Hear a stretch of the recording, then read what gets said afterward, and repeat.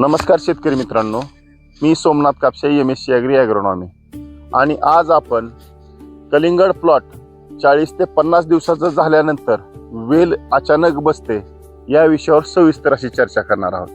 मित्रांनो, फळ ज्यावेळेस साधारण 2 ते 4 किलोचं होत असतं, अशा वेळेस कलिंगड प्लॉटमध्ये विल्टिंग हा प्रकार जास्त प्रमाणात पाहायला मिळतो.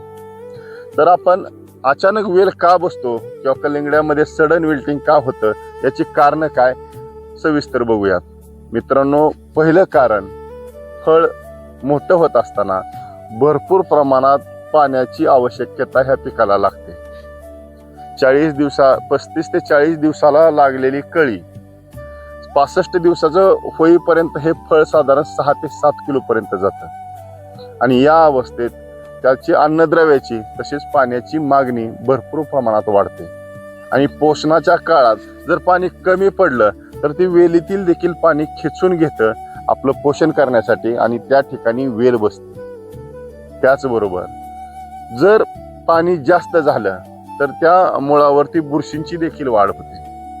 फ्युजेरियम नावाची बुरशीची वाढ पाणी जास्त झाल्यानंतर आपल्या मुळावरती पाहायला मिळते. बऱ्याच वेळा मुळावरती कुठलीही बुरशी दिसत नाही, खोडावरती कुठलाही परिणाम दिसत नाही, तरी देखील वेल वाळून जाते.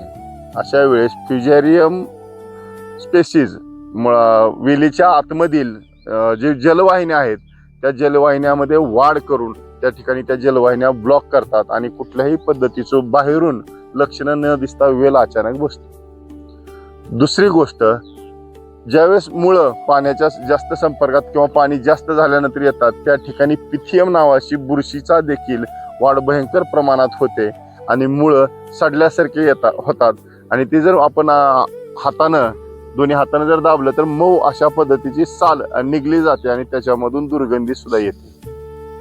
त्याचबरोबर कॅनॉन बॉल रॉट हा देखील प्रकार, ज्याच्यामध्ये कलिंगडच्या मुळा तशाच असतात परंतु त्याचे जे व्हाईट हेअर्स असतात रूट्सवरचे ते नाहीसे होतात आणि त्या मुळावरती रेडिश कलरचे टिपकरी प्रकारचे थोडेसे स्पॉट दिसतात आणि हा 15 ते 20 दिवस काढणीच्या अगोदर प्रकार होतो. पाण्याचं नियोजन, त्याचबरोबर ह्या कालावधीमध्ये निमॅटोडचा जर अटॅक झाला तर त्यानं देखील वेल बसली जाते. दुसरा प्रकार, वेल चिरणे आणि त्यामधून डिंकासारखा द्रव बाहेर येणे, त्यामुळं सुद्धा वेल गमी स्टेम ब्लाइट नावाचा करपा येऊन वेल जाग्यावरती बसते. अशा पद्धतीनं 7 ते 8 कारणानं आपली वेल फळ पोसण्याच्या कालावधीमध्ये वाळली जाते किंवा बसते, विल्टिंग हा प्रकार घडतो. तर हे टाळण्यासाठी आपण काय उपाययोजना करायच्या? मित्रांनो, कलिंगडाचा 40 ते 65 दिवसाचा कालावधी हा त्याच्या पोषणाचा असतो. दररोज 200 ते 250 ग्राम हे फळ वाढत असतं. त्यामुळे ह्या स्टेजला अन्नद्रव्य व्यवस्थापन अतिशय महत्त्वाचं आहे. ह्या स्टेजला फॉस्फरस, पोटॅश, मॅग्नेशियम व इतर मायक्रो न्यूट्रिएंटची जरी कमतरता पडली तरी देखील वेल बसते. त्यामुळे ह्याचं व्यवस्थापन अतिशय अचूक करणं गरजेचं आहे. दुसरी गोष्ट, जी बुरशी आहेत, जी मुळावरती वाढणाऱ्या बुरशी आहेत, त्यामध्ये फ्युजेरियम आणि पिथियम ह्या 2 बुरशा प्रामुख्याने आपल्या इथं आढळतात. तर फ्युजेरियम विल्ट हा प्रकार रोको आणि बाविस्टिन ह्या 2 औषधाने बऱ्यापैकी कव्हर होतो.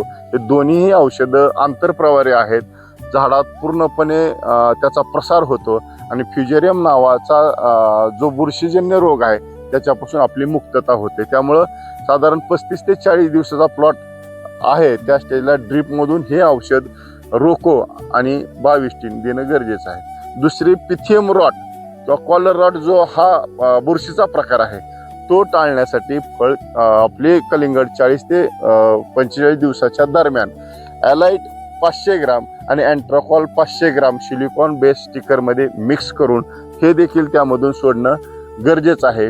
त्याचबरोबर बायोलॉजिकल कंट्रोलमध्ये ट्रायकोडर्मा, बॅसिलस, सुडोमोनोस यांचा देखील वापर आपण ड्रीपमधून करणं गरजेचं आहे. फक्त बायोलॉजिकल फंगिसाइड्स वापरत असताना आणि केमिकल फंगिसाइड्स वापरत असताना त्याचा एकामेकावरती कुठलाही परिणाम होऊ नये, त्यामुळं एक 5 ते 6 दिवसाचा गॅप या दोन्हीमध्ये ठेवणं फार गरजेचं आहे. मित्रांनो, कलिंगड हा वाढीचा कालावधी 40 ते 65 दिवसाचा आहे. त्यामुळे पाण्याची कमतरता देखील जर फळाला पडली तर ते फळ वॉटर टँक आहे आणि ते पूर्ण वेलीतून पाणी शोषून घेतं आणि त्या ठिकाणी वेल देखील बसते. त्यामुळं पाण्याची ताण देखील कलिंगड बसवायला कारणीभूत ठरू शकतो. अन्नद्रव्याचं व्यवस्थापन देखील ह्या स्टेजला अतिशय व्यवस्थित फॉस्फरस, पोटॅश आणि मॅग्नेशियम देणं, त्याचबरोबर वेल तडकू नये म्हणून कलिंगड प्लॉट 30 दिवसाचं झाल्यानंतर किंवा त्याच्या अगोदरपासूनच कॅल्शियम नायट्रेट आणि बोरॉन याचं ड्रीपमधून आपण देणं फार गरजेचं आहे. जर ह्या 5 ते 6 कारणावरती आपण जर पाणी व्यवस्थापन, खत व्यवस्थापन, फ्युजेरियम विल्टसाठी रोको 22 तसेच टिथियम रॉट किंवा कॉलर रॉटसाठी जर अलाइट अँट्राफॉल असे टप्प्याटप्प्याने जर आपण वापर केला तर अचानक येणारा जो मर रोग आहे त्याच्यावरती आपण कंट्रोल मिळू शकतो. मित्रांनो, ही शेतीविषयक माहिती आपण आपल्या प्लॉटमधून घेतली. असेच तुम्हाला शेतीविषयक नवनवीन व्हिडिओ जर उपयुक्त वाटत असतील तर आपल्या पेजला लाईक करा, फॉलो करा आणि चॅनल सबस्क्राईब करा. तोपर्यंत धन्यवाद.